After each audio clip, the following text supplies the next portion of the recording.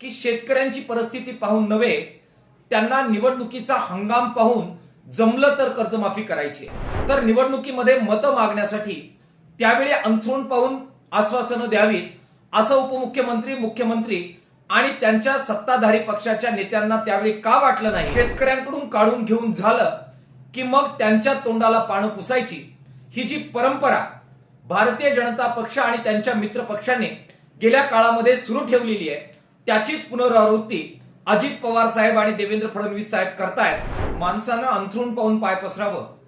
सध्या राज्याचं अंथरूण शेतकऱ्यांना कर्जमाफी देण्या एवढं मोठं नाही, त्यामुळे यावर्षी आणि पुढच्या वर्षी तरी कर्जमाफी होण्याची शक्यता नाही, अशा प्रकारचं विधान राज्याचे उपमुख्यमंत्री आणि अर्थमंत्री अजित पवार साहेबांनी केलेलं आहे। पुढे ते असंही म्हणाले की यावर्षी आणि पुढच्या वर्षी कर्जमाफी होणार नाही, मात्र शेतकऱ्यांची परिस्थिती पाहून कालांतराने आम्ही कर्जमाफी करू। अजित पवार साहेबांच्या या वाक्याचा सरळ अर्थ हा आहे की शेतकऱ्यांची परिस्थिती पाहून नव्हे, त्यांना निवडणुकीचा हंगाम पाहून जमलं तर कर्जमाफी करायची आहे। शेतकऱ्यांचं कर्ज माफ करण्याची ऐपत राज्य सरकारमध्ये नव्हती, तर निवडणुकीमध्ये मतं मागण्यासाठी त्यावेळी अंथरूण पाहून आश्वासनं द्यावीत असं उपमुख्यमंत्री, मुख्यमंत्री आणि त्यांच्या सत्ताधारी पक्षाच्या नेत्यांना त्यावेळी का वाटलं नाही, असा रोकडा सवाल या पार्श्वभूमीवर मला करायचा आहे।